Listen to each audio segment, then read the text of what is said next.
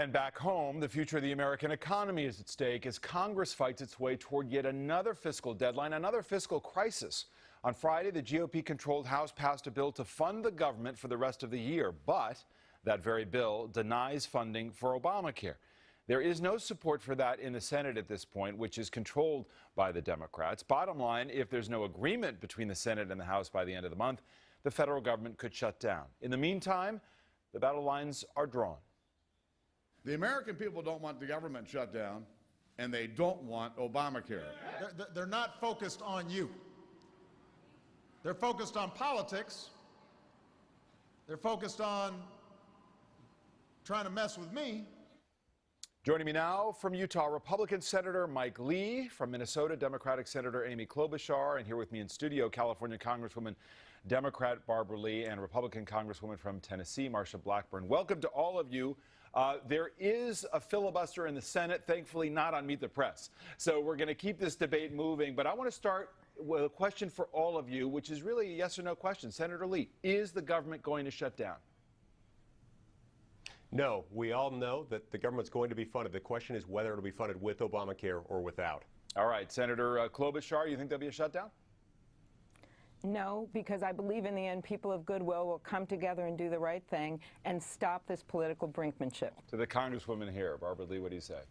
No, and we're not going to allow the defunding of the Affordable Care Act.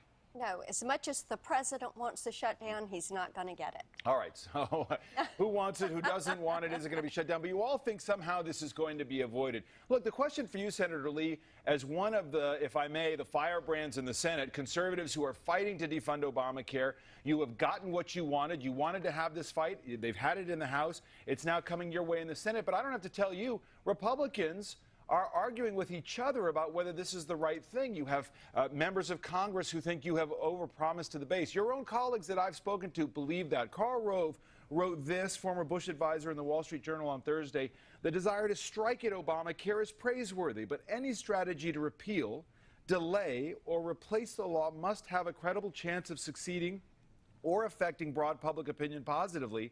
The defunding strategy doesn't. Going down that road would strengthen the president while alienating independents. It's an ill-conceived tactic, and Republicans should reject it. What do you say to that, Senator Lee?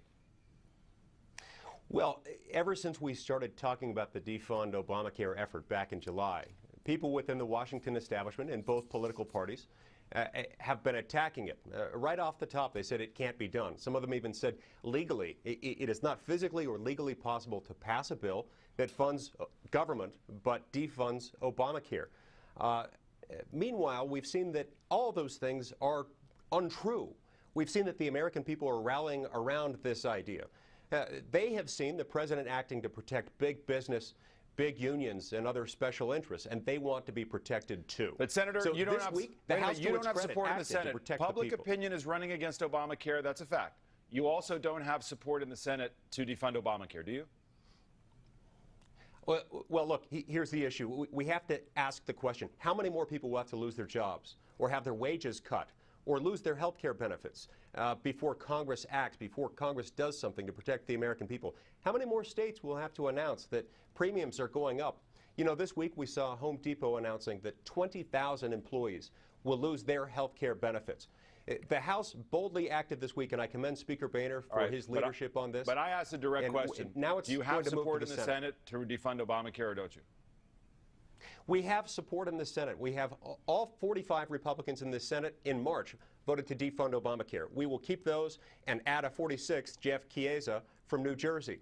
I hope that a few Senate Democrats, particularly those from red states who are up for re-election this year, will consider joining us, because this is what the American people Let me get everybody to sound off. Here's my question for the group, and I'll come to you, Congresswoman Blackburn, first. You remember in the 90s, the shutdown, 95, sure. 95 and the 96. The prevailing view is it hurt Republicans. Look at the bare fact. You had $1.4 billion in dollars in the cost of the government. The images of closed parks and furloughed workers and parts of the government shutdown was seen as a net negative for Republicans. Why would you want to go through that again? We're not trying to go through it. We know the president wants it because he wants control of the checkbook. for discretionary spending. Republicans are committing to solving the problem of all of this spending in Washington, D.C. I mean, look at what has happened with spending since this president took office. Look at what is happening with jobs, with the economy. Look at what is happening with Obamacare and the impact that $2.6 trillion of additional expense is going to have on federal spending. We want to solve the problem. We'd love to have the president meet with us instead of going to meet with Putin. Senator Klobuchar, your thoughts on this? Well, first of all, David, I think our economy is on the cusp of great opportunity here. The unemployment rate in my state is down to 5.1%. The real estate market is turning around, and you're seeing improvements across the country, but we're not where we're supposed to be.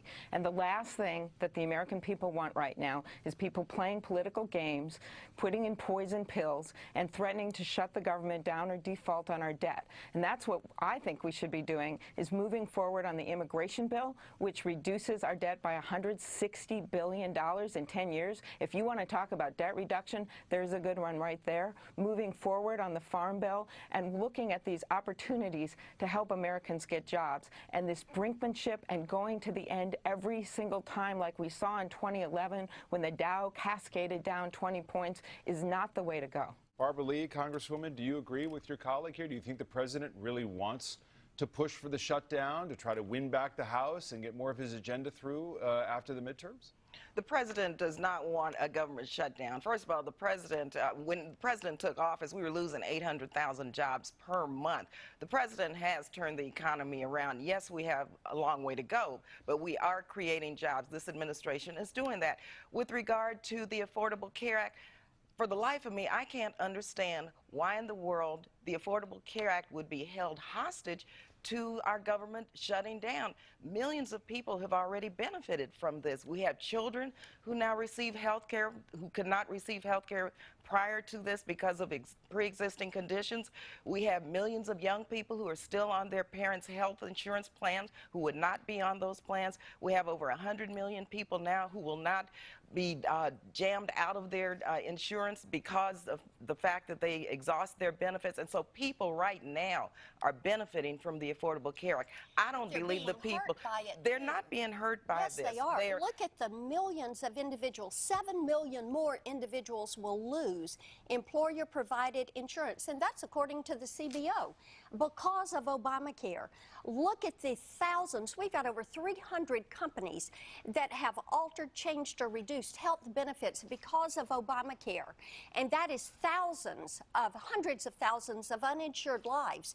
We have 21.3 million Americans who are either or underemployed. Healthcare costs are going down. They're going down. No, they're not. They are escalating. All right, let me inject a point of fact here. There is a lot of confusion, and we've done some checking on this as well. Even the issue of premiums.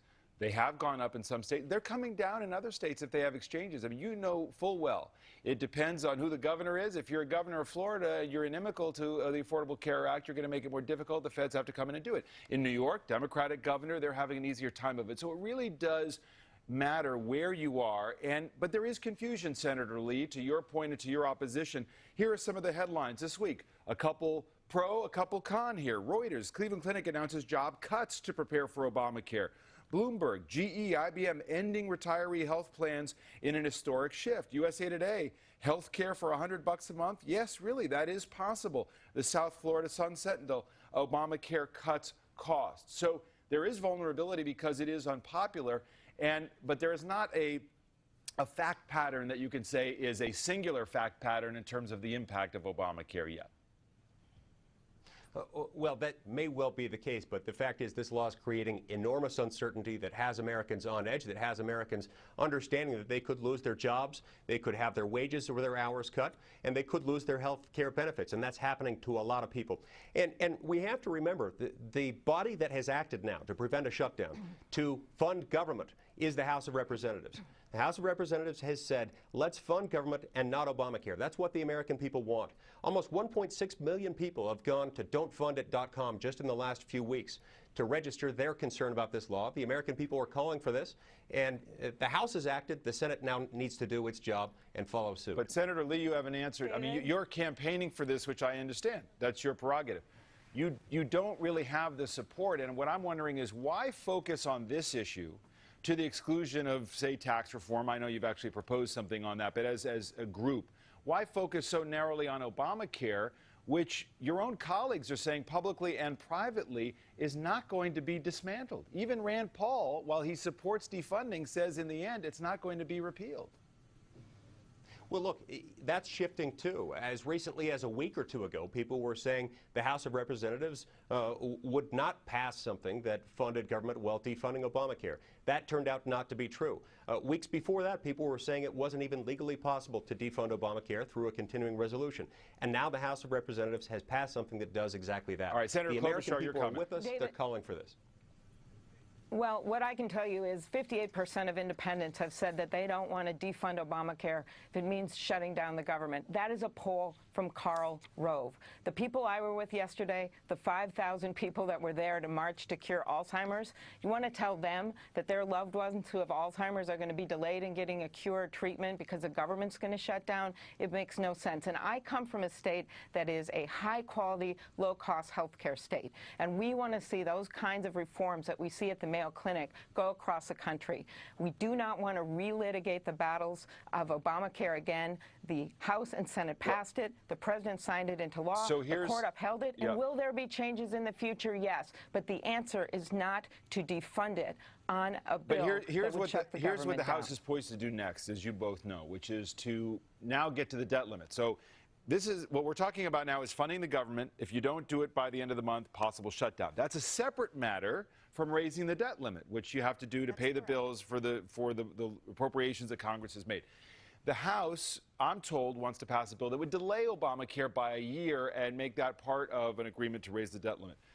Congresswoman, the president says he's not going to negotiate with Congress over the debt limit. Do you think in the end he's going to have to? There's not support for raising the debt limit right now, is there? First of all, we must pay our bills. We're not a deadbeat nation. This should not be held as a bargaining chip. It should not be held hostage. We've raised the debt limit over 40 times now. Yeah, but do you have the votes to raise it right now?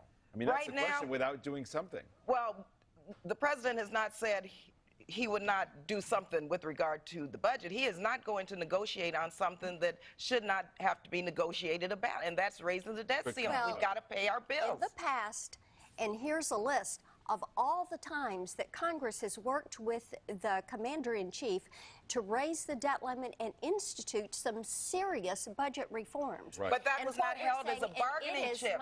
It's my legislation that would delay it for 1 year.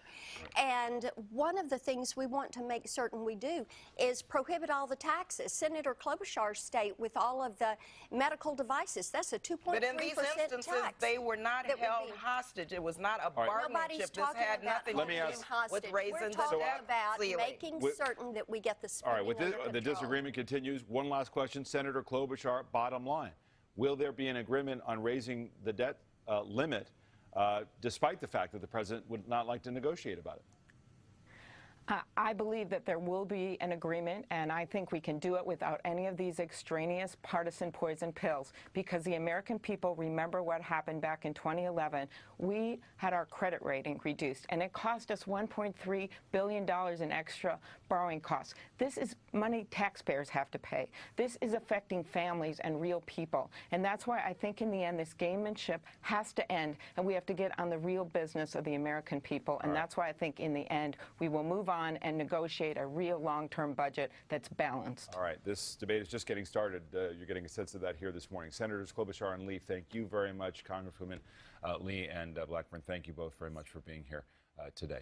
Sure.